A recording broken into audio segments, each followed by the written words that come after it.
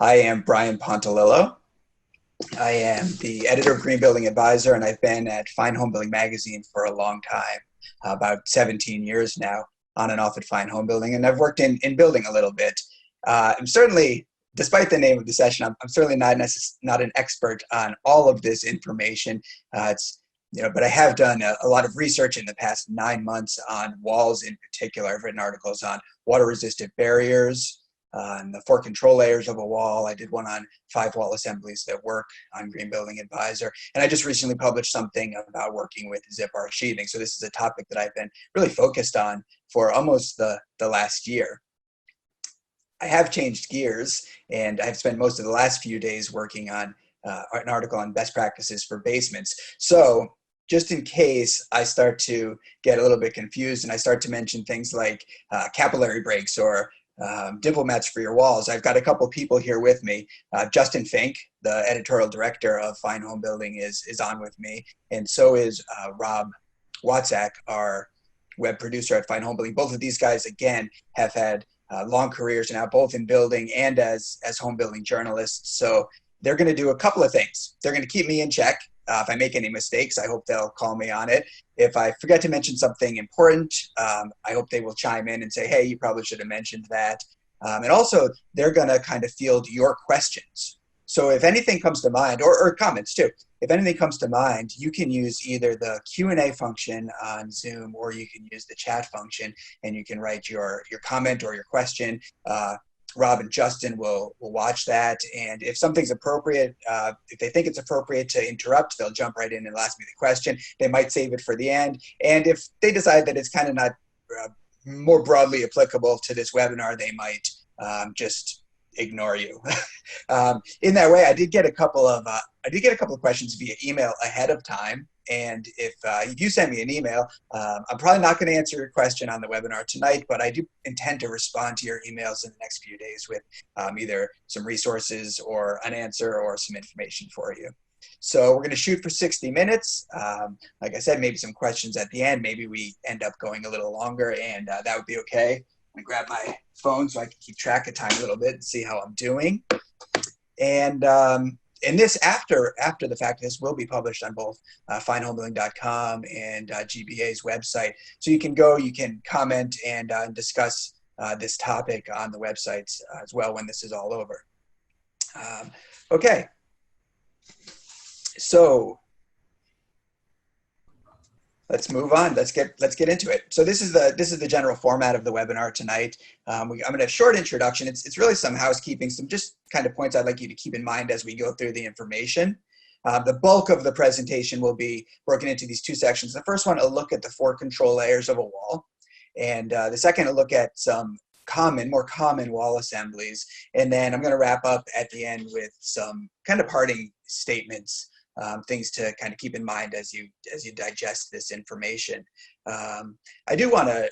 There's a few people, because I'm gonna mention some people's names, credit some people with information that I've learned throughout this presentation. But there's some people that I want to make sure I don't leave out. I've really had a lot of help on these articles over the last 7 months from some people in specific. So I want to mention some names. I want to thank Steve Basic, Jake Bruton, Joe Stebrick, Glenn Matthewson, Tim Euler, and Dan Colbert up in Maine. I want to thank the folks at Huber and Henry and Benjamin Obdike, Prosico, and 475 High Performance Building Supply.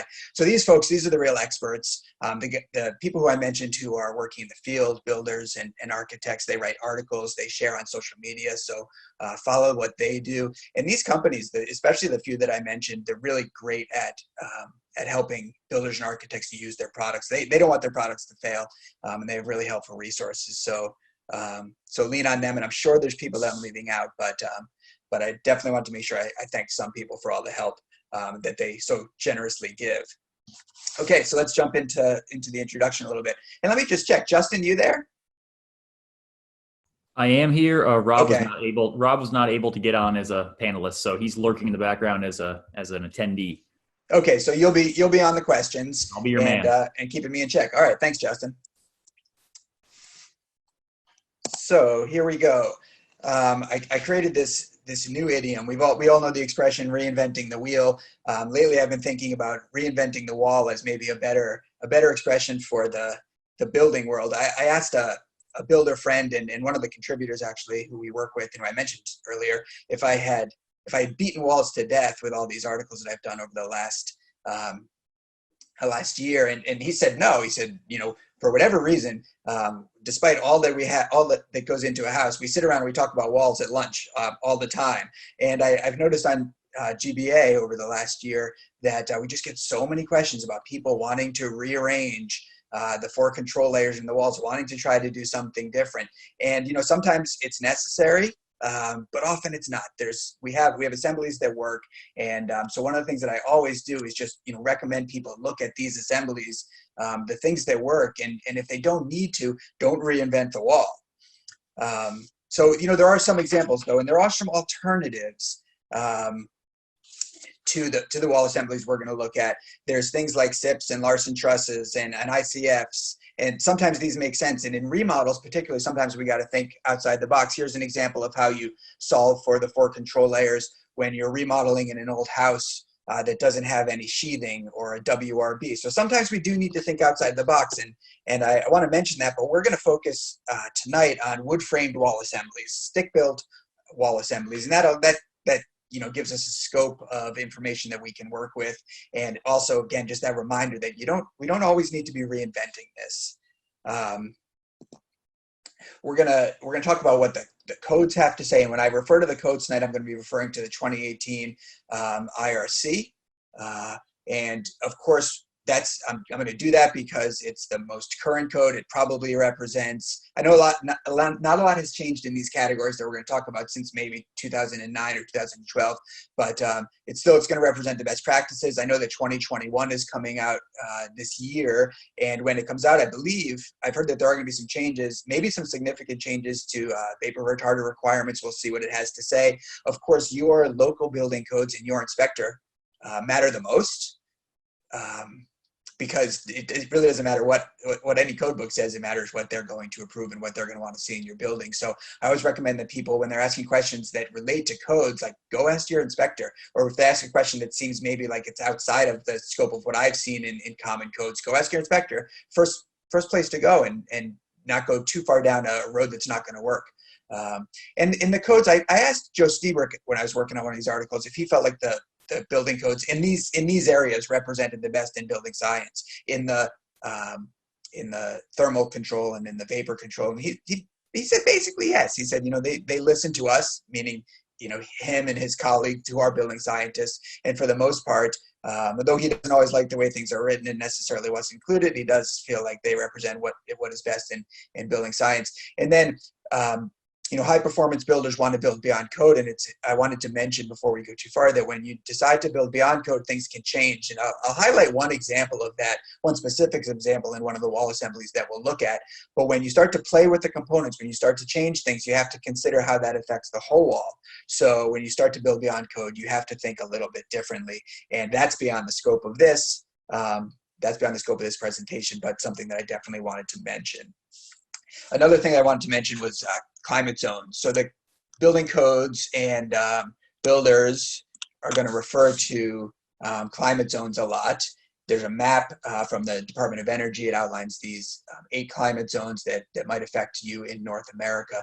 And so one of the first things you need to know is what climate zone you're in, what climate zone you're designing for, and what's appropriate in that climate zone. So you can get this map. I think this map is printed actually in the IRC. You can get it on the DOE's website, and a lot more information about these climate zones.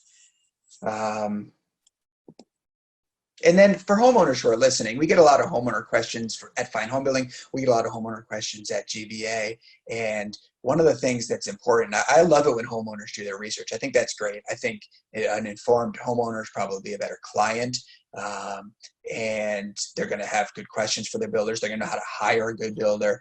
But once you've done your research, if you're going to work with a designer, you're going to work with a builder, it's also important that you trust both their expertise and their experience, right? You don't want to work with a builder who's never built this really complex wall assembly that you decide is the best one, when they have something that is comparable. It's comparable in performance, that they're comfortable building, that they've built before. At that point, your best bet, or a better bet, would be to either find another builder who's got experience with the wall you want to build, or to trust your builder's experience and to let them lead the way a little bit. You can ask questions. You can sort of check their expertise, and you can make sure you're getting the performance you want in your walls and in your house. But they're the ones with the experience, and those skill sets that they have are important, and you want to lean on those. All right. With that said, let's jump into the 4 control layers, the first main section of the presentation tonight. So the 4 control layers, simply put, are water, air, vapor, and temperature controls. And they're in a specific order. You're going to learn a little bit about why that order is as we go through the presentation. Just a couple of notes on the simple naming of the layers. Water is specifically, and you might hear someone mention bulk water, you might hear someone mention liquid water. We're talking about rain, we're talking about snow melt, and it's important that we make that distinction, because vapor is water in a different form, right? So when you hear someone say bulk water, liquid water, they're distinguishing water from water vapor. In this case, we're keeping liquid water. We want to keep liquid water out of the walls. That's why you'll hear those terms. Air comes next. Air is not only about comfort and efficiency, but it has as much to do with condensation and moisture issues in your walls as vapor does, and we're going to get a little bit deeper into that as we go as well. And then temperature or thermal control. What we're really controlling when we talk about temperature control or thermal control, we're talking about insulation, and what we're really controlling is heat, right? If you're in a heating climate or a heating time of year when you're conditioning your house with heat, we're talking about controlling heat loss through the building envelope to the exterior. And if you're in the opposite time of year, season, or if you're in the opposite climate, we're talking about keeping heat out, right? Cold doesn't move, heat moves. We're talking about heat transfer through the assembly. That's what's going on with temperature.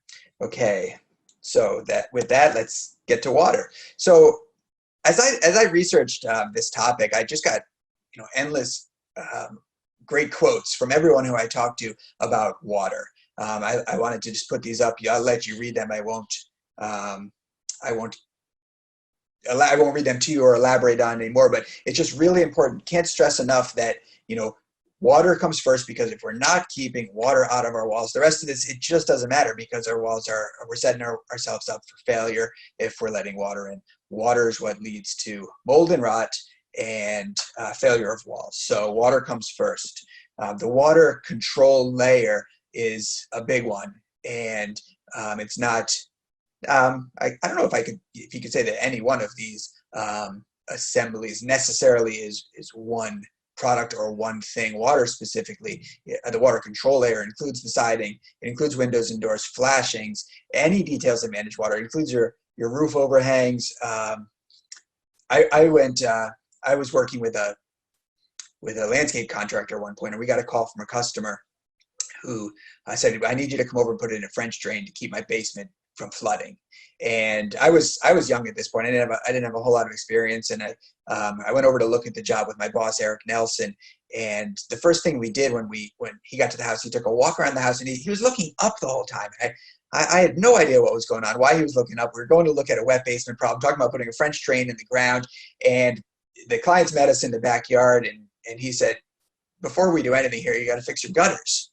And so, I share that story because the idea is that as much as we can do to manage water, we should do. So roof overhangs, grading, we're getting beyond the scope of walls here, but grading for your basements, things like that. Do everything you can to manage water.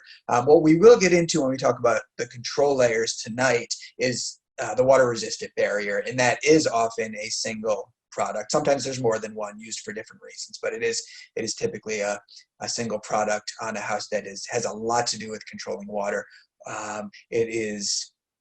The IRC says that is very specific about a water-resistant barrier, that it must be used, that it must be incorporated with flashings, and it goes on to specify felt, which is probably, I'm not sure about this, I don't have a a fact on this or a statistic on this, but I would imagine that at this point felt as one of the lesser used water resistant barriers, though in the right situation and used well, I don't see why it's not still perfectly acceptable as a house wrap style mechanically fastened WRB. So we're going to move on to air, but we're going to come back and we're going to look specifically at the types of water resistant barriers after we talk about air.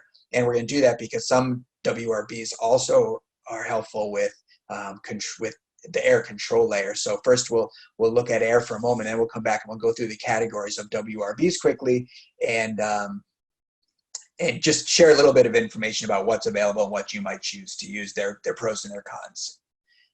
So the air barrier, the interesting thing and great thing about the air barrier is that we don't have to have faith in our air barrier. We can test our air barrier. So, we install all these different components, just like I mentioned for the WRB. An air barrier is not necessarily one product. It is a series of components around the whole envelope that's creating an air barrier.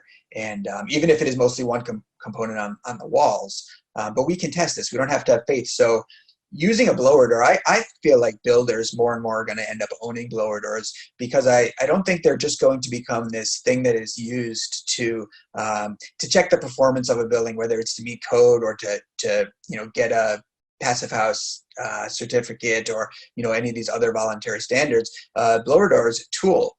So for example, once you've sort of dried in the shell of your building, you have most of your main air barrier components installed on a house. But before you go on to installing insulation and drywall and finishes and covering up those layers, you can fire up a blower door and you can test your primary air barrier. And you can even use the smoke pens and IR cameras, and you can find where the house is leaky. So you can do this blower door directed air sealing, and the air sealing doesn't have to be in any way a mystery.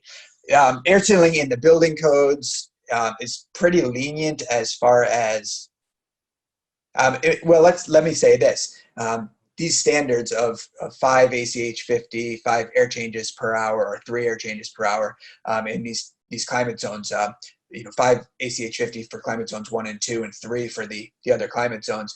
These are, a great improvement over probably houses that were built earlier than the 2000s. I think they should be pretty easy for a builder to reach today. And I just know so many builders, like this quote from Jake Bruton here, so many builders who are now hitting these ridiculously low ACH numbers, building these ridiculously tight houses, and they're doing it in this effortless way because they've just started to include air sealing as part of their building process. And when it's integrated, none of these things can really be bolted onto how you work. You guys start to integrate these things into your workflow, and once they're integrated, Jake said he's got this house that's hitting 0.3 ACH 50, and he estimated that they've got one person's day of work into air sealing the house. So that's pretty remarkable. And then, let's just look quickly at the benefits of a tight house. Tight houses, and this is still, for whatever reason, this is still hotly debated in the building world. A lot of builders still don't think tight houses are a good idea, but I'm just going to put a stake in the ground and say that they're wrong, that tight houses conserve energy, they save the homeowners money, they're comfortable to live in. And then once a house is tight, we can actually control the house. So we can decide how we're going to control humidity. We can decide how we're going to control ventilation. There's no mystery. We're not pulling air into the house from weird places, or expecting that air changes are going to happen because the house is leaky. We can filter that air. We can do it efficiently with HRVs and ERVs. And tight houses allow other systems to work. For example, your vented roof assembly can only work if your ceiling's tight. It can only work well if your ceiling is tight, right? Because otherwise, that stack effect is going to pull air out of your house. It's not going to pull air from the soffits up to the eave. So it allows other systems to work. And as I mentioned before, it reduces the chance of condensation problems in your walls. We're going to talk about vapor drive and how vapor can move into walls, and how it can condense inside walls, and it can cause wetting problems, rot, and mold issues. But more likely, you'll have condensation problems in your walls because humid, moist air is getting into the walls and condensing than actually vapor is. So it reduces those condensation problems that we tend to think of as associated with vapor. With the air barrier, it must be continuous. I think it is becoming common for builders to use, on walls, for example, it's becoming very common now for builders to use the sheathing as their air barrier. I think it's smart.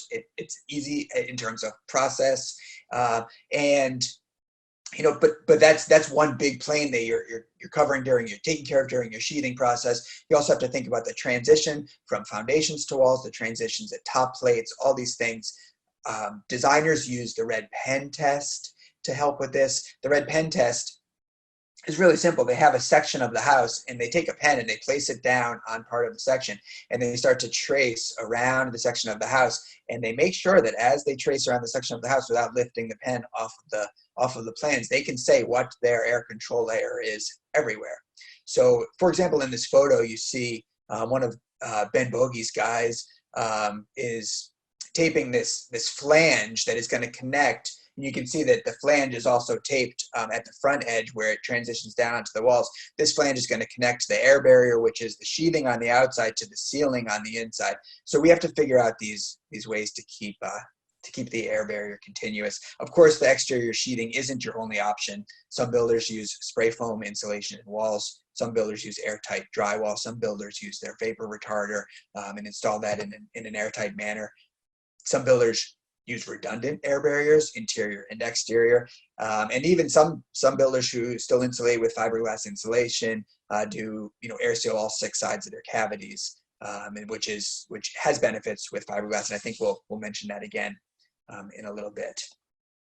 So now that we've got through water and air, let's just take a quick rundown through these all these options of WRBs, because there's so many of them now today, and there's a lot of great choices. I'm going to move pretty quickly through this. So Justin, you interrupt me if you'd like to, but looking at the time and just noticing that I got to move through some things quick. If anybody has any problem with us running long, just let us know, but this might take a little more than an hour, and we'll stay on past that if you guys keep on having questions. Yeah, and if, of course, like I said earlier, the videos will be on both websites, so if you got to go put the kids to bed or whatever, you'll be able to finish it up probably as soon as tomorrow. So taking a quick look at house wrap, this category includes Tyvek and everything you can think of that's like Tyvek. It comes in a roll. You put it on the wall horizontally. You fasten it with cap fasteners these days. You lap the seams, shingle style lapping, right? So always the upper course over the lower course. What's nice about mechanically fastened house wraps is that they're easy to integrate with flashings. Most builders are comfortable with them and know how to work with them. The lapped shingle style laps are great for shedding water. Not all WRBs have that now with all the new categories that we have. They do tend to make poor air barriers. So let me just say a little bit about that, because I don't want to bash the products at all. There's great mechanically fashioned house wraps available that you can use. And you can, as you see in this drawing, you can tape the seams if you like. Some manufacturers want you to do that. Others don't. Others who don't expect this to be your air barrier would rather not have you adding something that can catch water where water can hang up. And the reason that they're poor air barriers, the materials are airtight as a material. They're just really hard to detail well to get you to those kinds of numbers of airtightness that we were talking about before. So it's not that they're not airtight materials. It's not that they're not going to improve the airtightness of a building somewhat. Just it takes a lot of detailing to get them to sort of those really low numbers in a really high performance home. It's also a huge category, and the products do vary widely in performance, quality, and price. There's not a lot of independent testing of WRBs available. They all are tested to meet performance criteria to get accepted by the ICCES. That's sort of the testing body for the codes. But there's not a lot of independent testing. The only thing that I found in this way from independent testing that maybe you consider staying away from are perforated, mechanically fastened house wraps. There's a few ways that these products achieve vapor permeability, and one of the ways is the manufacturers punch a whole bunch of little holes into the house wrap. And I did read one independent test that is maybe 10 years old now or more, that showed that those house wraps do not perform as well as the woven products that allow that are vapor open through other mechanisms. Drainable house wraps, everything that I just said about house wraps for the most part applies to drainable house wraps. They tend to be a little bit, from what I've seen, they tend to be a little bit more robust products, a little bit higher quality, a little bit of a step up in cost. If you're not going to install a rain screen, if you're not going to ventilate, back vent your siding, I think drainable house wraps are a great way to go. There's all these different types, wrinkles, grooves, dimples, spacers, all these different ways that they're put together. I do know, I remember talking with folks at Benjamin Obdike about HydroGap, and they said that they either, I don't know, I don't want to misquote them, but either they worked with Joe Seabrook or they used his research to decide exactly how thick that little spacer on it needed to be, so that they could make this product and it would actually work. It would actually provide some drainage, some airflow, and some drying. So I think that these companies are using good building science to make these products. Hey, Brian, can I jump in here real quick? Yeah, you know a little bit about this topic. Well, no, I actually was going to pose a question for you. Oh, okay. Although I have installed. Yeah, you wrote about it. This exact house wrap. We got a question from Michael about whether or not the type of siding used on your home, whether it be cedar, fiber cement, vinyl, if that has any effect on your decision of which type of house wrap to use, or I would say in general, which type of WRB to use. And I know I wondered if you could talk a little bit about air barrier versus vapor barrier, and how we think about holes in terms of water vapor as opposed to holes in terms of air movement. Sure. Well, so those are two different questions.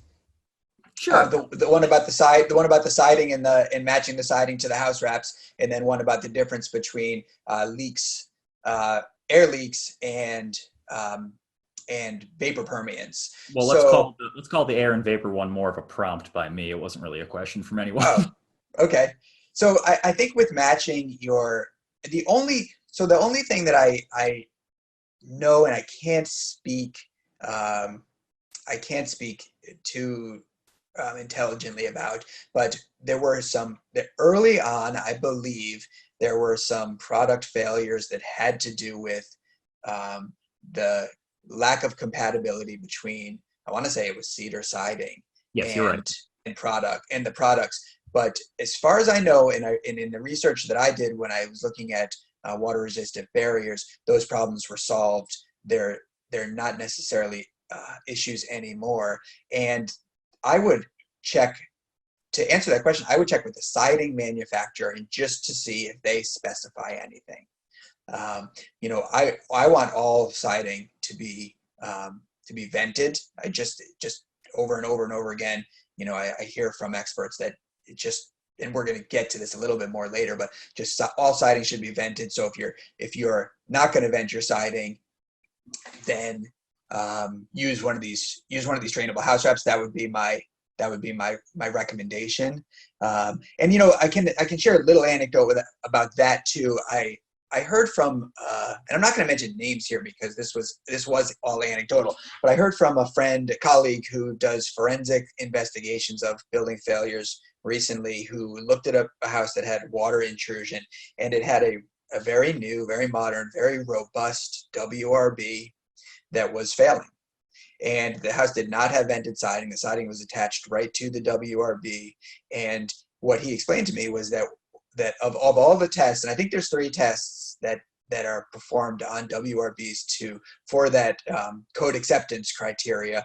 They're ASTM tests that are used by the ICCES. One of the things that they don't test for is how these things perform when water is trapped against them for extended periods of time, when it can't dry out. And his opinion at the time was they're likely all going to fail in that situation. And that's not what they're meant to do. So without that drainage plane, without a space for water to drain, without airflow for drying, you're just setting up any product that you choose for failure. So back to the siding products again. That I would look at the manufacturer's instruction guidelines, or give them a call on the siding and find out if they specify anything specific. Like, for example, roofing manufacturers sometimes do with roofing products. And I'll jump in here real quick, Brian, because yeah. Armando Cobo's on here, and he pointed out, that a 3D WRB is going to be better for cedar and stucco and those kinds of situations. And what that means is just essentially one of those matte type membranes that either is combined with a house wrap WRB or is applied afterwards. And obviously that's a huge deal for stucco, because you don't want your scratch coat of stucco to adhere to the house wrap or tar paper without another layer of house wrap or tar paper behind it, because otherwise you'll have sort of a tent effect, and that water, as it's being pushed inward, will go right through. Like, as Brian's saying, it's not meant to have water kind of sitting against it. It will be quickly defeated that way. You have to give it a chance to dry out. Absolutely. And those products, I consider those products a rain screen. So when I say rain screen, I am often talking about an installed built rain screen, but those products, those 3D mesh products, they give enough space that they're considered a full-on rain screen that allow for drainage and ventilation behind the siding. So on certain types of siding, you're not going to install furring strips. That's going to be your choice for your rain screen. Good, thank you, Armando. Okay, so integrated panels. The big benefit with integrated panels is that there's fewer steps for installing your sheathing, water barrier, air barrier. So we have a photo of Zip Systems sheathing here, and Zip has become a favorite in our industry. I was just discussing this with Justin the other day, how I just haven't seen any competitors on real job sites yet. But I do want to mention that there are some. Georgia Pacific has Force Field. LP has Weather Logic, and there's a product from Ox Engineering. Ox Engineered Products, I think, is the name of the company. Very, very similar. We've seen with Zip, and this is partially that the product works really well. It's also partially that that these builders are doing a great job air sealing the houses. But we've just seen so many success stories with air sealing builders who are now using Zip as their standard sheathing, WRB, and air barrier on their walls. So a couple of drawbacks, depending on who you're talking to. Critics of these products will say two things. They don't like the reliance on tape and the fact that tape can create reverse lapse. And then the other criticism is often that they're OSB, and a lot of people are just not fans of OSB. I should say I have for now in parentheses that I do believe that we'll see some plywood products on the market soon. I can't say any more than that. And I do want to mention up on the previous slide that I do think we'll see some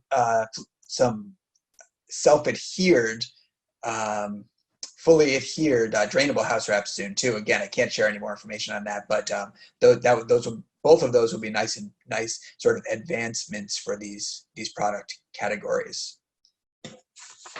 We're going, from house wrap in general. From house wrap, we're stepping up in price when we go to drainable house wraps, when we go to these systems. But that's only true to a degree, because there are some very expensive mechanically fastened house wraps available now. So the self-adhering products, these are growing in popularity. I think a lot of builders tried out peel and stick WRBs in the remodel market. They're a great way to air seal leaky old board sheathing, or just really kind of wonky sheathing that needs to be air sealed. And builders have started to like them. They're using them on their new products now. They give you the shingle style laps if you install them horizontally. Again, good option for air sealing. Keep in mind, like many peel and stick things these days, it's really imperative that you roll them. The the adhesives create a gasket around your fasteners, which is a nice plus. They may require a primer. Look at the products in the substrate, see what you need, and expect to pay a premium on price. But I think these are good products that we'll see more of. And like I said, they're problem solvers. Hey, Brian, can we take a one step back onto the integrated sheathings? Yeah.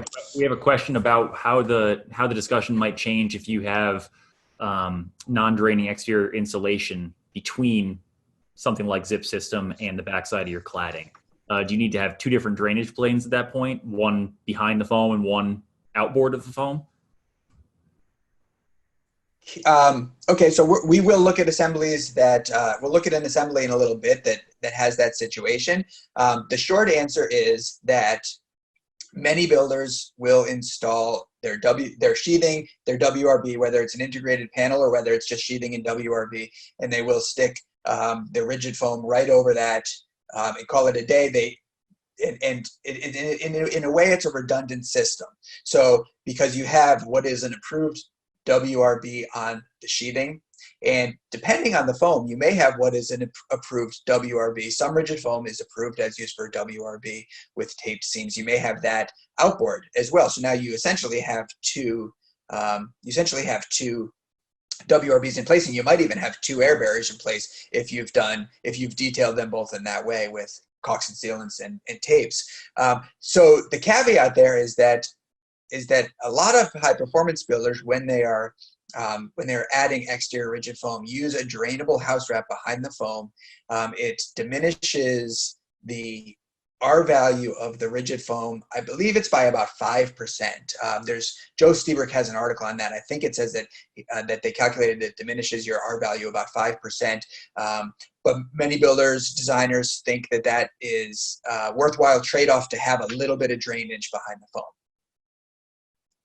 Do you think I answered that? Yes, you answered it. One other thing that I think is worth noting before you go on, and sure. This came up in a question, and I think it's something that's a very common confusion point, is understanding the difference between a drainage space, like a drainable house wrap would offer, and a ventilated gap, like you'd get with furring strips or a 3D matrix. The big difference being a lot of these drainable house wraps will kind of mislead you into thinking that you have airflow behind your siding, and that's not necessarily the case. The difference between basically the drainable house wrap allows gravity to work. So if you do get water behind the siding, it can drain down. If you go with a ventilated gap, it will allow some airflow back there. But the big difference there being with the ventilated gap is that you're equalizing the pressure from both sides of the cladding. So the pressure on the outside of the cladding is the same as the pressure behind the cladding, and you eliminated that pressure difference that's going to suck water back behind your siding. So all things considered equal, I would say your best assembly is always going to be ventilated rain screen, whether that's with a little 3D matrix or furring strips. If you can't make that work, then the drainable house wrap is the next best bet. Is that fair, Brian? Absolutely. And I remember speaking with the folks at Benjamin Obdike about HydroGap, and they said exactly that, because they have HydroGap, and then they have 3D mesh products, the slicker line. And I remember them being very specific, like the HydroGap is not a rain screen. It's a drainable house wrap. It's going to give you a little bit of drainage, maybe a little bit of drying if you're lucky. But if you want ventilation, if you want drying, if you want airflow, and if you want that pressure equalization that you're talking about, that's not what you get with a drainable house wrap. You need to have a rain screen, either a built rain screen or a rain screen product. Yeah. Okay, so the last WRB we'll talk about are the fluid applied products. Actually, there's a house right around the corner from me being built right now, and I was watching them install one of these products today. Pretty interesting how quickly they were, and impressive how quickly they were moving. So these products are either sprayed or rolled on. They're not new. They have a long history in commercial construction. They're just getting adopted more into the residential market. And I believe that once you get comfortable with these systems, they're going to be a pretty quick way to install your WRB and your air barrier, because of the nature of them being sprayed or rolled on. So once once you've got the system down, and I put a couple company names up here: Stogard and Tremco and Prosigo. because in this category we have these are going to be lesser known products. So I just wanted to put that out there for people to look them up. They are your water and air barrier. Seams can be detailed in a couple of different ways. Sometimes they're taped, or a mesh kind of fabric is used on seams, and then the product is applied over them. Other times you have sort of a product that you use in the field, and then a separate product, again, still fluid applied, that you use specifically on seams and joints and at your flashings and transitions. So it's important to really know how the product that you're choosing works as a system. And some of them, not all of them, but some of them must be installed by certified contractors. So there's a business opportunity there for builders. And I believe that they're among the most expensive options that we've talked about. Again, with the caveat that there's even some really, some very expensive house wraps these days, some European products that are premium prices.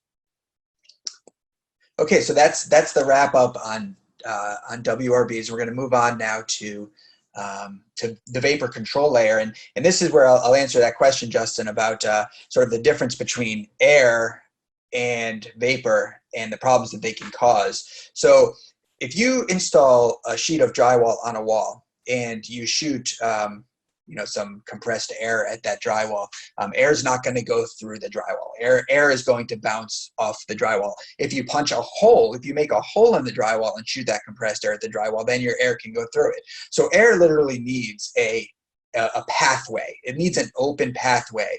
And so that's why air sealing is about filling those holes. It's about this continuity of having these airtight materials around all six sides of the building. Vapor, on the other hand, vapor can penetrate through these materials. It can penetrate through materials that neither air nor water can penetrate through, and it does that by diffusion. And you probably all remember this from whenever it was, 8th grade science or whatever. It moves from high pressure to low pressure.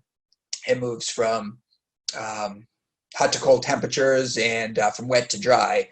So in the classic example in a heating climate, and we're kind of showing it in this illustration here. When you got sort of this warm air can hold more moisture than cold air. So when you're heating the inside of your house and it's cold outside in the winter, that you've got these conditions where that vapor is going to want to flow through your walls to the outside. And this illustration, which is a bit dramatic and actually has a little bit of a misconception, although this illustration is meant to just kind of get your attention. But this illustration is what can happen. So the water vapor drive from the inside where it's warm towards the outside where it hits cold sheathing. The sheathing has reached the dew point temperature where it can condense. And then you have moisture accumulation in your walls and you have problems. Just a little geeky thing here, but the reason why the drawing is a little bit, I believe, if I've got the science right, the reason why the drawing is a little bit flawed is because materials like that OSB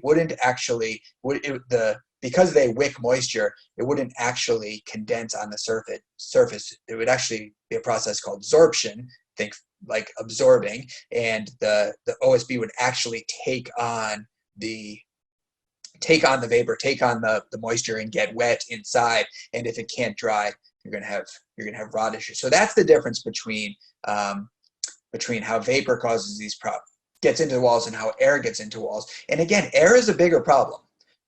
Vapor is a problem, but air leaks are a leaky house is gonna have more problems like this than a problem that maybe more vapor than you would like is diffusing through. So I'm going to cruise through these to make up some time here, but all building materials have a permeance.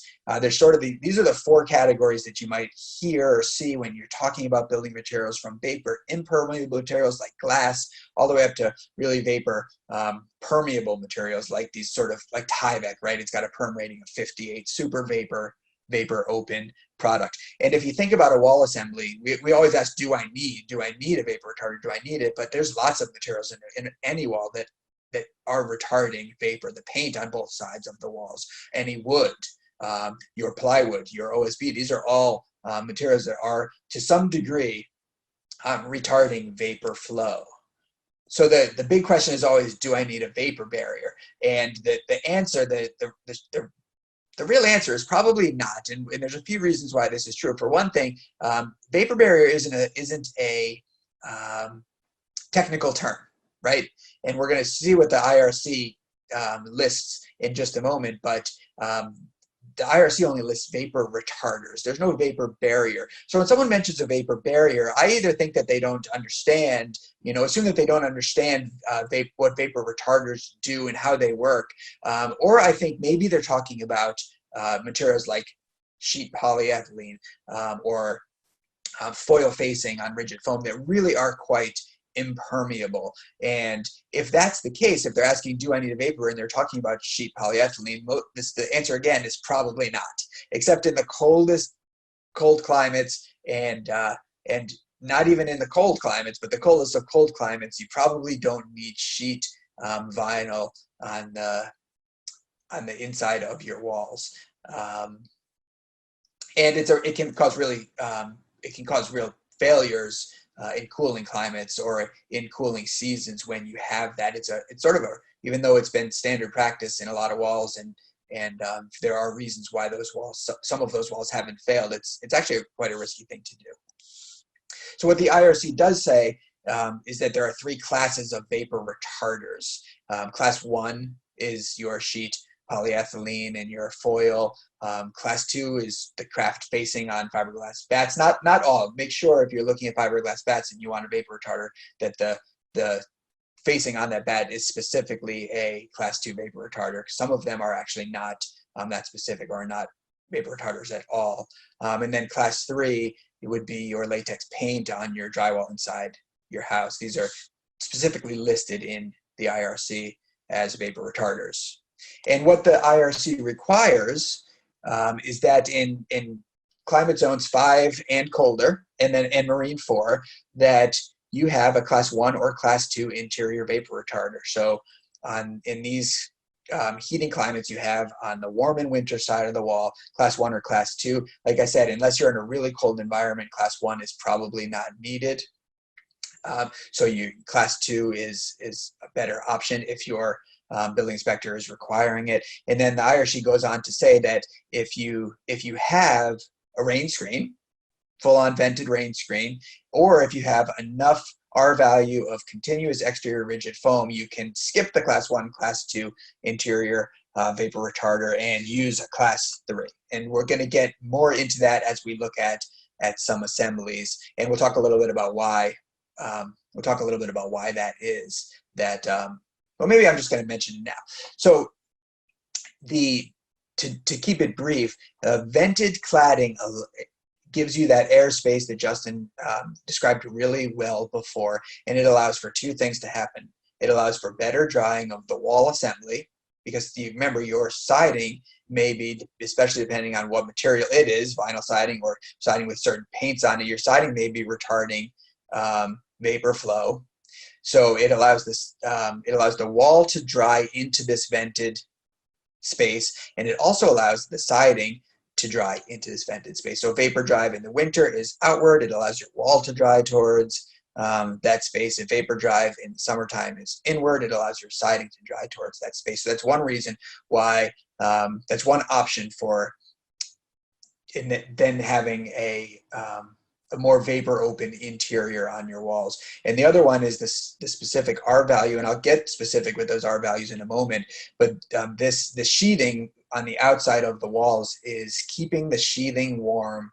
And if the sheathing's warm, specifically above the dew point temperature, then you're not likely to have condensation problems in your walls, because even if some air is getting in, even if some vapor drive is happening, it doesn't have a condensing surface. So that's why. And then you can again use this. You can have a more vapor open interior, which if you're installing foam like you see in the picture here, which is vapor closed, now you've built a wall. Maybe this wall is really insulated really well, really airtight, but you've built a wall that can't dry outward, so you have to allow it to dry inward. So that's the second part. Kind of vapor control is more nuanced. We talked about water. We want to keep water out. We talked about air. We want to keep air infiltration from happening. We just want to stop those 2 things. That's it, and period. But vapor is a little bit more nuanced, because we do want to stop vapor drive in certain assemblies in certain climates, at certain times of the year, but we also want walls to be able to dry. So that brings up the dreaded double vapor barrier. Let's say you are remodeling a house and you're adding continuous exterior foam for thermal performance, and you add a foil-faced foam. So if you were doing that on a house that also had interior polyethylene, now you've created a wall that can't dry in either direction. So let's say you have some big air leaks and you're moisture-laden wintertime airflow into that wall. It's condensing. You're getting your wall is wet, and now your wall cannot dry. Walls get wet and dry all the time. We've all remodeled old houses, or probably many of us have. We've opened up the walls and we've seen that we see signs that they've gotten wet over the years, over and over and over again. But there's no rot, there's no mold, because they get wet and they dry. If a wall can get wet and dry, that's not a problem. But when you don't allow drying to happen, and we have to assume to some degree that walls are going to get wet. Maybe not, when everything's, maybe not a perfectly built new house. Maybe it won't get wet right away, but the house is going to move. The materials are going to change. There will be some failures. The wall will start getting wet. Drying is important. Vapor open assemblies. Some builders are preferring vapor open assemblies. They call them vapor open airtight. So in that way, they're doing everything they can to have both the inside and the outside as vapor open as possible. And that is about drying too. They're going to try to keep air out of these houses, air from infiltrating, exfiltrating the houses as much as they can, but they're going to let vapor just move freely through the walls. Maybe that's a smart way to go depending on your assembly. And also I want to mention that there are smart vapor retarders, Mento and Membrane, and these products will be more vapor closed when conditions are right. So in wintertime conditions in a cold climate, they're going to be more vapor closed. They're going to prevent that outward vapor drive into your walls. When relative humidity goes up in the summertime, they're going to open up a little bit. They're going to allow some inward drying. So those are a good problem solver. Those are good problem solver, especially when you don't want to have a vapor retarder and your building inspector is calling for one. Often they will accept a smart vapor retarder. So the last control layer is thermal performance or temperature, and I'll be really quick on this slide because what we're talking about here is pretty simply insulation and thermal performance of the walls.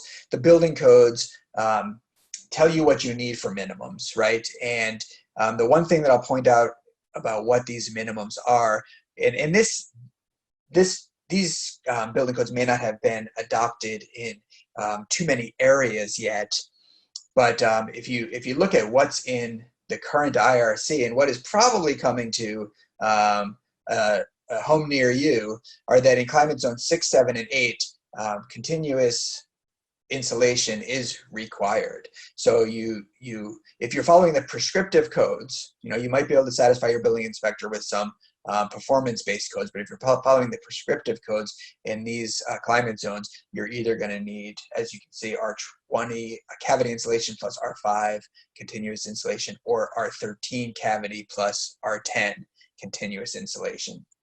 I'm not going to get into, I was going to talk a little bit about different types of insulation and how you might, or why you might choose one or the other, but I think I'm going to have to leave that for now, and we are gonna look at some different types when we get to the assemblies in just a moment. So the reason that continuous insulation is important is to stop thermal bridging through the framing. So many studies have been done now to show that thermal bridging really reduces the whole wall R values. So let's say you have a wall insulated to, in your climate zone, let's say you're insulated to R15, but you're insulated only in the cavities. That wall is not performing at the whole wall. The center of a cavity might be performing at R15, but the whole wall R value is going to be diminished by every stud in the wall, every plate in the wall, plus of course windows and doors. So thermal bridging, we're not going to put insulation over our windows and doors, but thermal bridging we can break with continuous exterior rigid foam, and there's other ways to do it. We're going to look at one of them, but you can do interior rigid foam. You can do insulated furring strips. There's T-studs now. You can do staggered stud, and we are going to look at a double stud wall. So the reason for the continuous insulation, and it's very important, is to mitigate thermal bridging. All right, Justin, I'm going to move on to the next section. We're going to look at some wall assemblies, unless you think I missed anything or have any questions for me.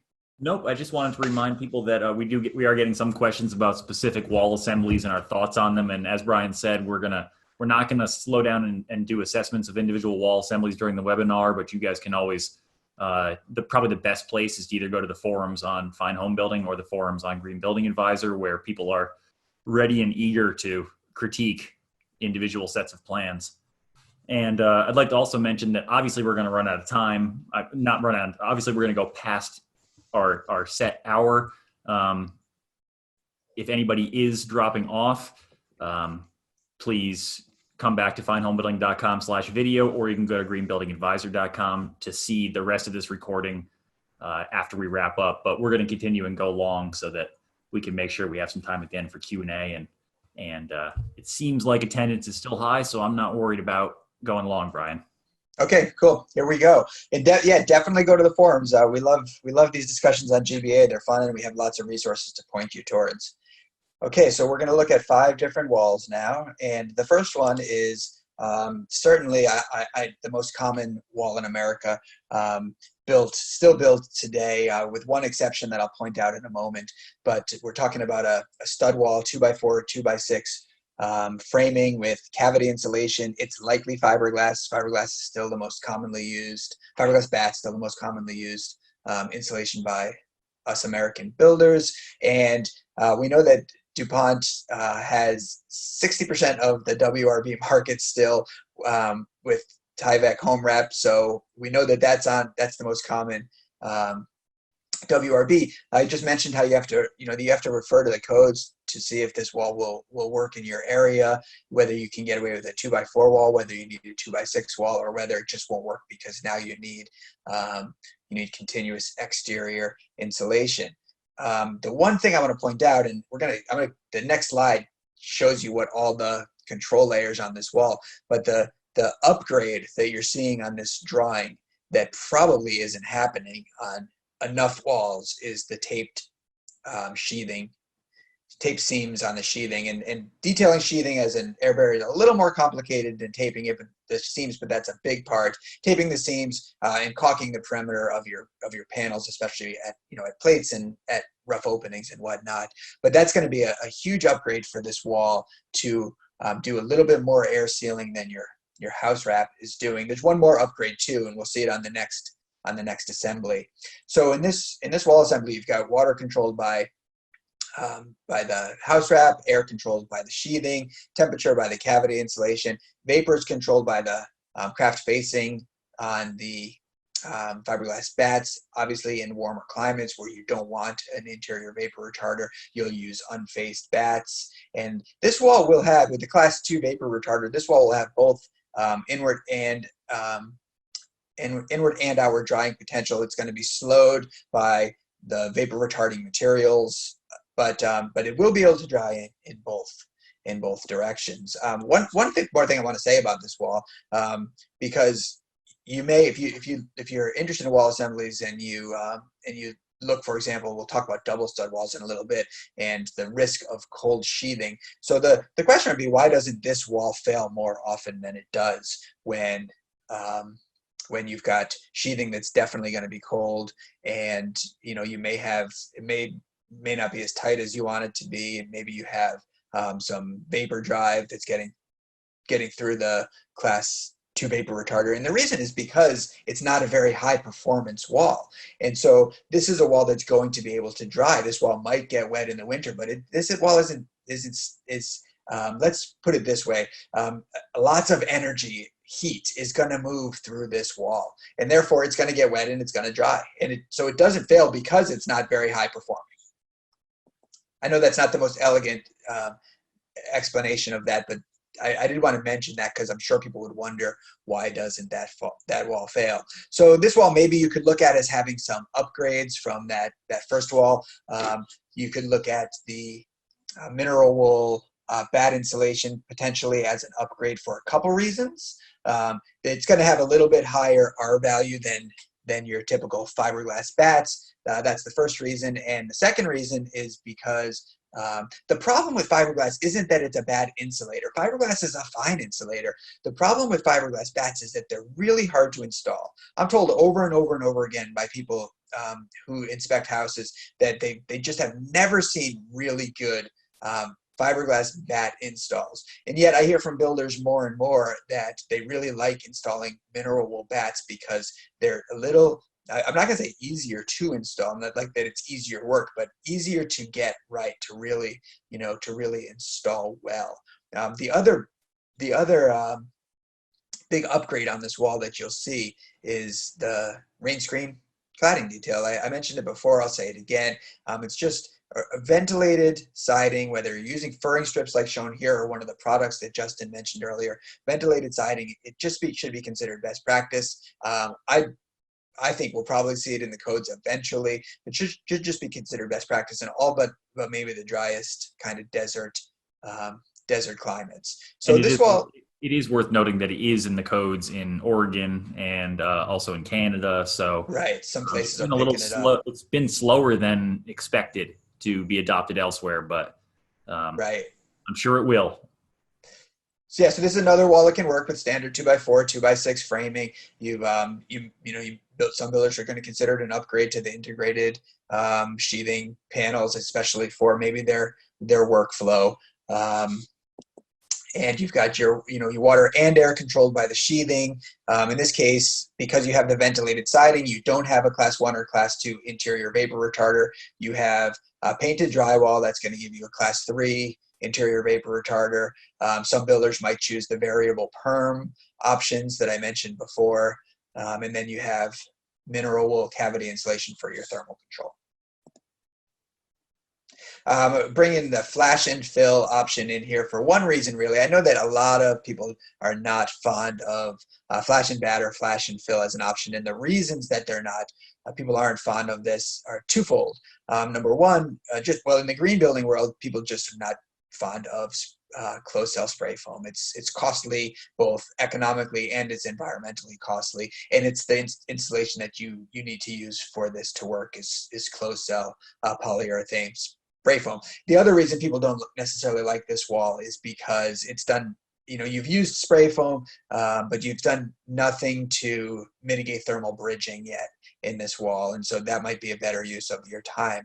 I don't think this wall is a great option for new homes, although I'd love to hear some people's arguments or reasons for using it, because I know that plenty of people still do. I think it is a good option for remodels, or at least a potential option for remodels where you got to get a lot of R value, you got to get air sealing into the cavities when you can only be working from the interior. And there's times when that happens, right? Some historic districts won't let you touch the interior, or just an assembly, you're not going to be touching the interior for whatever reason. It's going to get you some air sealing with the closed cell spray foam, and that closed cell spray foam is going to boost your R value pretty fast.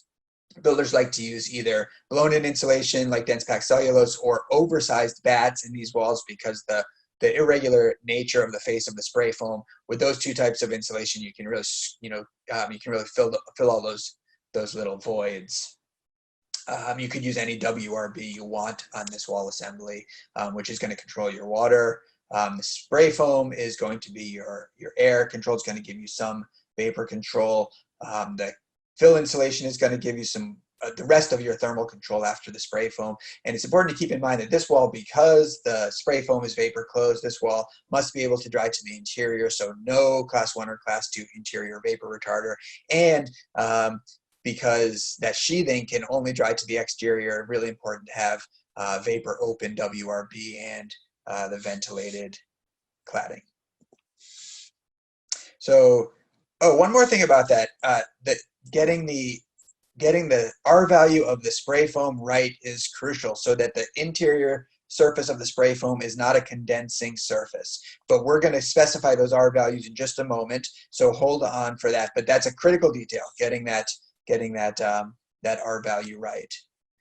So here's a wall that we're just seeing built more and more of, and this is the wall that you're going to build if your codes require you to have continuous exterior insulation. It's the wall that you're going to build um, to mitigate thermal bridging through the studs, or one of the two that we're going to show here. Rigid foam is the most commonly used type of exterior insulation, but mineral wool and wood fiber are also good options. Wood fiber is a nice environmentally friendly option if you can get it.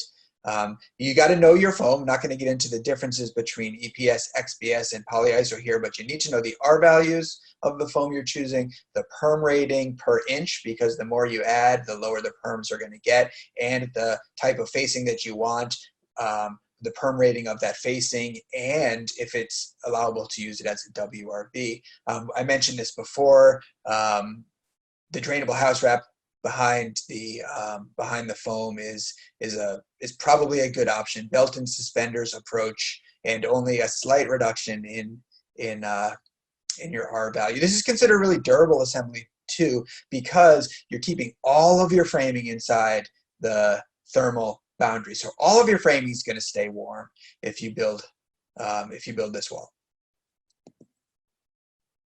So you've got redundancies here too. You've got rigid foam that can control water, air, temp, and vapor. You've got a WRB that controls water, maybe air, depending on the one you've chosen. You've got sheathing maybe controlling air. You've got cavity insulation controlling temperature even more. And you may, depending on how much rigid foam and what type you're using, you may or may not have an interior vapor retarder. If the more vapor closed that foam is, the more vapor open you want that your interior to be. Now, you have those minimums that we talked about before from the IRC for cavity, for just thermal performance, right? But you also have the IRC telling you that if you want to have a vapor open interior, the R values of your exterior continuous insulation have to be even higher. So you'll find this is in the code, but this is not in the energy efficiency portion of the code. This is in the vapor retarder portion of the code. And it will specify if you want a vapor open interior, if you don't want to have a class 1 or class 2 vapor retarder, you need to hit these R values depending on the 2x4 or 2x6 walls and depending on your climate zone.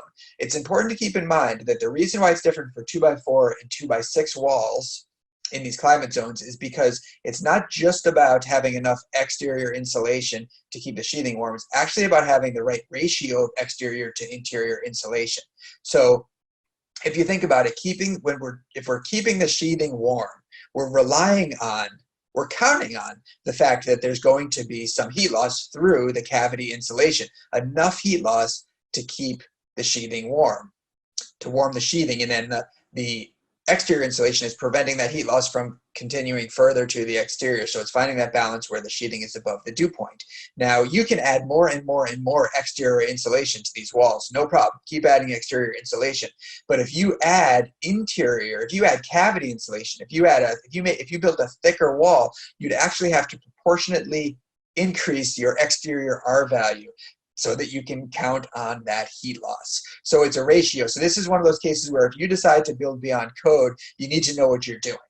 And you need to do those calculations and those dew point calculations. And the last thing I'll mention on this slide is that these R values given here are the same R values that you would use for the closed cell spray foam in the flash and fill wall. And when I was speaking with the folks from Huber about using zip R sheathing, they recommended that you follow these R values for zip R sheathing, not necessarily the prescriptive R values. And the specific person that I was talking to said, you may find some differing opinions on this even throughout our company. But his feeling was that, and I agree with him, that why not, if you're going to use exterior foam, why not use enough that you don't have condensing surfaces in your walls? Those thermal performance minimums might not give you enough. So why not make sure that you're controlling the dew point? So I like the idea of following these R values and having a higher performing wall. All right, I just did all that. Okay, so the last wall that we'll look at are double stud walls. This is another way to provide continuous insulation in that thermal break. We have an article on GBA, really excellent article from Dan Colbert, who I mentioned before, up in Maine, and he's super helpful. He's built a bunch of double stud walls, and despite the fact that there are risks, or there are some debate about the risks of double stud walls, that idea that you're going to have this cold sheathing and that you have this really super insulated wall and not enough energy transfer through the walls to allow for enough drying. He's built these walls for years. He's monitored them, he's remodeled them, and he's yet to see a problem. And some of his colleagues I know up there Maine confirm the same results with these walls. The nice thing people like about double stud walls is that they're very commonly built. So if a framer can frame one wall, they can frame two walls, and you can adjust the thickness of the wall by simply closing or expanding the gap between the two walls. So they're kind of straightforward, but I do want to look at a few of the important details. So they're typically 2x4 walls. Again, you adjust that spacing in between them. Usually the exterior walls are load bearing, although it's not always the case. The interior walls don't necessarily need to be built until the rest of the house is dried in. So that buys you some time, and that's a nice thing to have in your schedule. And then just point out of this drawing that OSB flange is what we saw before. That's that way to connect your exterior air barrier to your interior air barrier. Brian, can I just jump in here real quick? Yeah, please do. Point out that Ben Bogey is listening right now, acting like a know-it-all down with those attendees. If anybody would like to help us convince Ben to come on and do a webinar with his boss, Dan Colbert, and they can tell us all about their double stud wall assembly, just go ahead and put that in the comments, and we'll make sure that we can help talk him into doing that maybe in a week or two. Yeah, we'll have some leverage. That would be great, because I'm cruising through these assemblies and there's much more to learn about this. They'll have tons of details, so not to steal their thunder, but here are a few things that I learned while working on that article with that crew. They use plywood sheathing, not OSB. Plywood stands up a little bit better, we know, to wetting and drying cycles than regular OSB. But Dan did say that he also, approves of using zip system sheathing on these walls, which is a little bit more robust OSB, or Advantech sheathing on these walls, also a more robust product. It is important that you have vapor open WRB, that you have that rain screen gap. This is going to allow your sheathing, if it does get wet, to dry to the exterior. I know that a lot of people who build, including Ben and Dan, build these walls, they like cellulose insulation. It's got this ability, this hygric buffering ability, where it can actually hold some moisture for a while. So it can get a little bit wet, it can hold a little bit of moisture, it can dry when conditions are right. I don't know if it's true of all their projects, but I believe that Ben and Dan don't use class 1 or class 2 interior vapor retarder, that they've painted drywall in there. But I also know that some builders who do double stud walls like the variable perm vapor retarder in there. So we put this in the drawing just as an option to consider. Of course, it's also important with all these walls, but if you're building a high performance wall, the risk goes up. So water management and air sealing, they just need to be, just top notch. Your work on flashings and air sealing, because that's with any wall, that's going to reduce the risk of failure. So, Justin, I'm going to conclude unless you've got a question or anything you want to pause for now at the end of these. We had a question come through in the Q&A that was asking about which wall assembly is the best balance between cost and performance, and I was just writing back that it's a really hard thing to answer universally because it depends so much on the size of your crew, the availability of materials in your area, the way that you build, and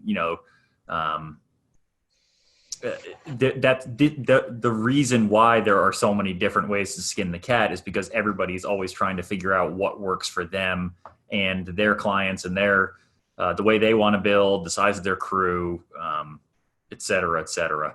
So absolutely. And if that question were to come from the homeowner perspective, it goes back to what I had mentioned earlier about, if you ask a builder to do something that they don't do, and you and they if they're and you want them to take the time to get it right, that wall just got more expensive. Your assembly just got more expensive because there's this learning curve, and they're Right. going to have to do research. They're going to have to take their time to make sure that they're getting details right. So like you said, it depends on your crew. It depends on how you work, and if you're a designer working with a builder, or if you're a homeowner working with a builder, it's important to trust your builder's experience, and if and not force them into something they're not comfortable with. If you're not willing to do something that they're comfortable with, to find a builder who knows what you want to do. That's not to say anything bad about any builders. That's just a smart way to work. Right. And we also had a question that was, it had to do with, are these wall assemblies do they only make sense in, cold climates? And I was just pointing out that we should consider these to be sort of scalable and adaptable assemblies that you can sort of turn the dials up and down for different parts of the wall and cater it to the different areas of the country. So it's not one size fits all. And Absolutely. it's not just for the cold climates. It's certainly not for the cold climates, and it may just be like one simple example is that first wall that we looked at. If you're in a 2x4 or a 2x6 wall, if you can meet your R value requirements with that wall in climate zone 5 or in climate zone 1 or 2, that wall works in both situations. The one thing that you'll probably change is the interior vapor retarder. And I know that in our cold climates, a lot of builders are using continuous exterior rigid foam, and we need higher R values. But speaking of Armando, who commented before, I spoke with him recently, and in Texas he uses exterior rigid foam, and it's still creating, even though he doesn't need the R values that we need up here in Maine, for example, he's still creating a higher performing wall. He doesn't need as much exterior foam, but he's still creating a higher performing wall. And by having that, by breaking the thermal bridge and by having exterior rigid foam, he's also creating a more durable wall. Again, keeping more of the building assembly inside the conditioned space is a good thing. So almost all of these wall assemblies can be used in any of the climates with slight adjustments. And Brian, do you want to say anything about the wall with the exterior continuous insulation? We get some questions about where should the flashings tie to? Okay, that's a great question.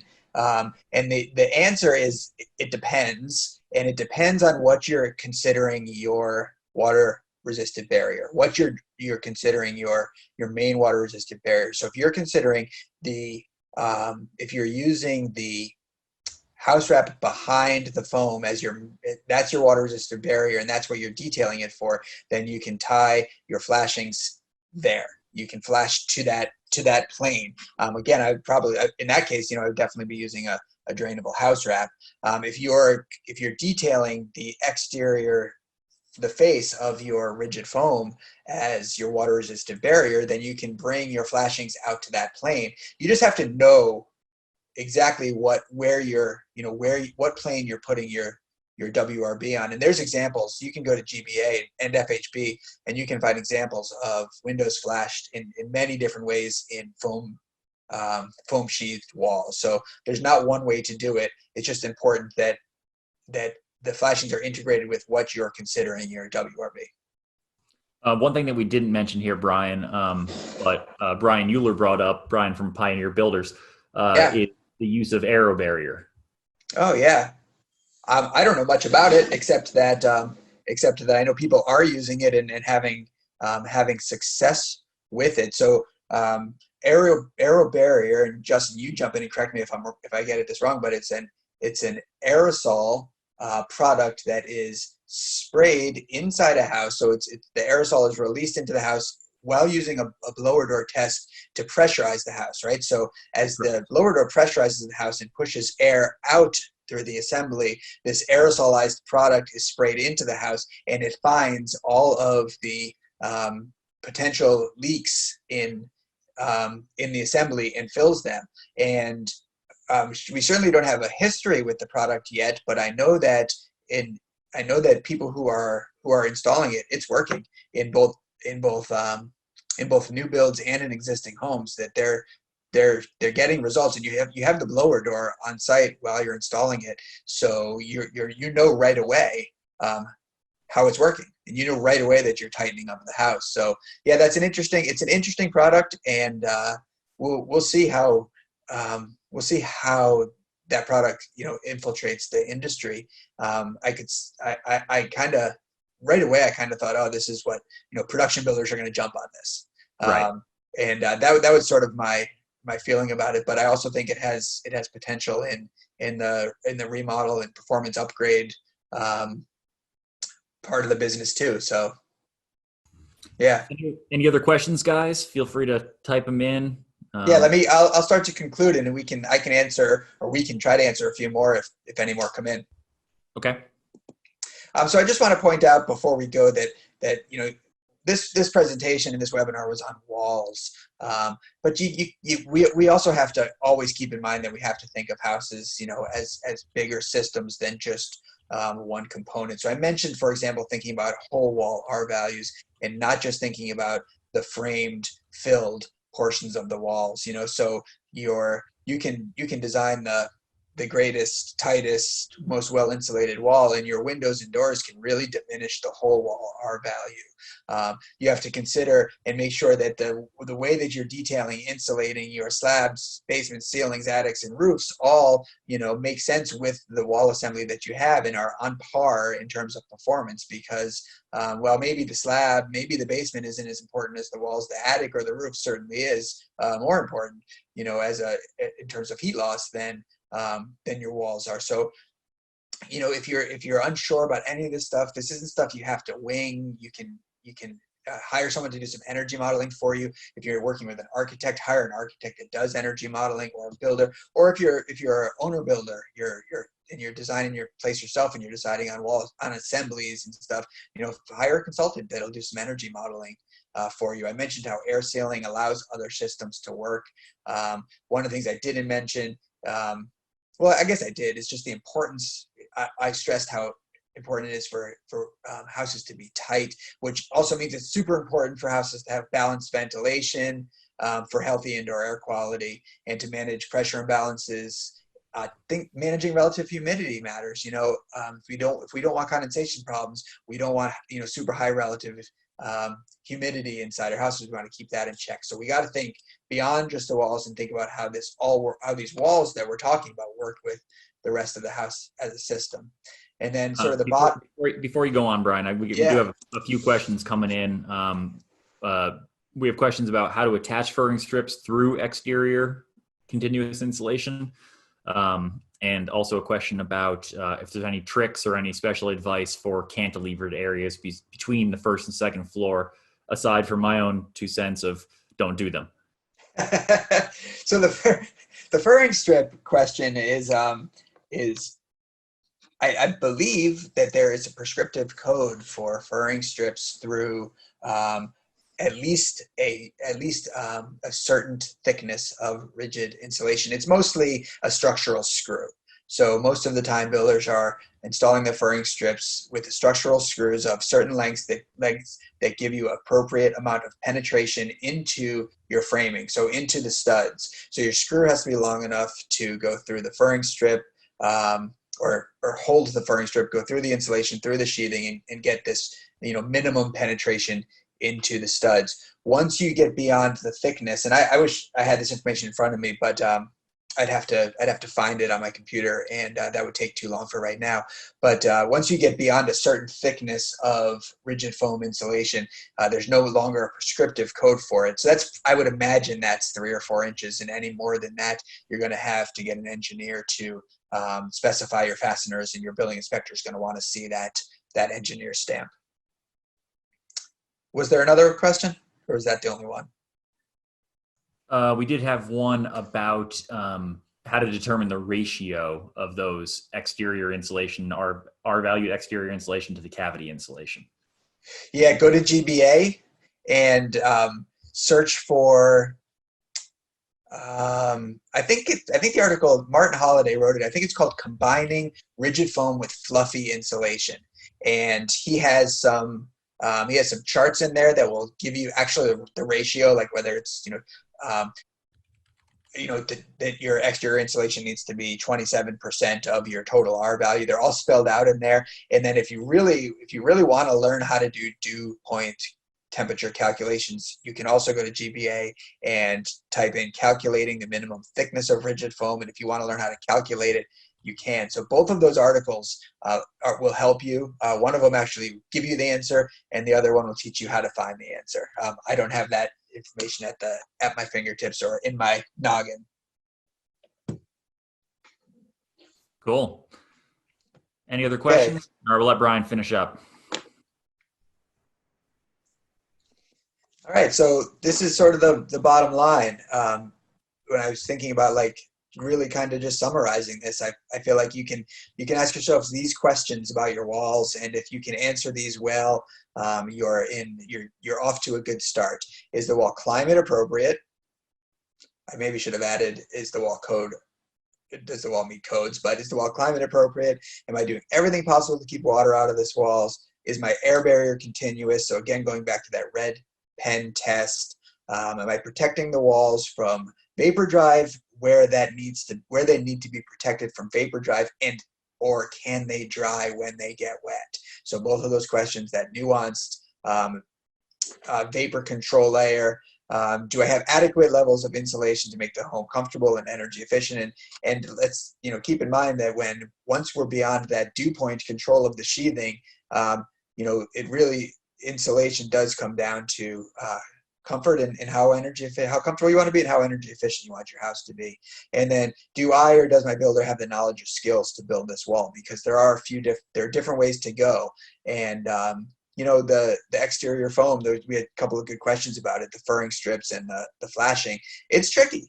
The details to do exterior foam, the details are a little bit complex and they're tricky to execute. So, not that you can't get through it for your first time. I mean, I got through it for my first time, and every builder who's doing it has. But if you have a skill set that works better with double stud walls, then maybe that's a better way for you to go. So, with that, unless there's any last questions. I just wanted to point out that we are still getting some questions from people about specific situations.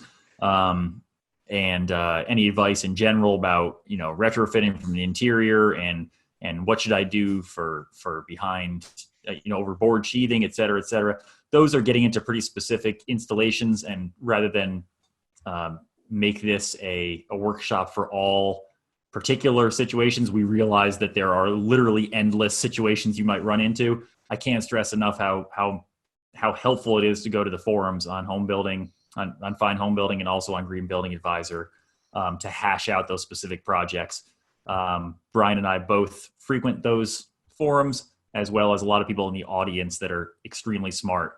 And the forums are free. You have to sign up. You have to register for the site, but the forums are free. So register and hop on there and ask your specific questions. And we have on both Fine Homebuilding and GBA, we do everything we can to get people to, if we can't answer the question, if we don't see the sort of the other users answering the questions, we do everything we can to get you to some information that will be helpul, some resources that will be helpful. So yes, great place to go. I'd also like to point out that this is one of the first few webinars we've done, but it will certainly not be anywhere near the last. And this is not a temporary thing. We are making a big effort to do more of these on a regular and frequent basis. If you guys liked this one, you will most likely be interested in one we're going to have next week that we're excited about with Tim Euler and Mike Gurton. And I will be the host and moderator of that discussion. We're going to talk about advanced framing, where it makes sense, where it doesn't, and everything else you need to know about it. So make sure to check out our website for info on that. Our social feed will have sign up links. And we're also going to get Brian back to do a couple more of these going forward also. Yeah, and based on the specific questions, I'm wondering if maybe we try one sometime that is largely a Q&A. So we'll see. Yeah, and might be fun. Yep, absolutely. Okay. Thank you, everyone. All right, guys. And keep in mind that if you go to finehomebuilding.com/videos, you will see the video version of this uploaded in archives. Just give us about 24 hours to get that taken care of. And the same will go on greenbuildingadvisor.com. I'm sure Brian will put it front and center on the homepage so you guys can find it. Yes, for sure. Please don't hesitate to get in touch, either of us, bpontolilo@taunton.com or jfink@taunton.com, and let us know what you thought. Let us know about other topics you'd like to see, or if you're interested in being a speaker for a webinar, let us know that too. All right, guys. Great. Cool. Thanks very much. Let's have a isolated round of applause for Brian that no one else can hear. And we'll see you guys for the next one. Thank you.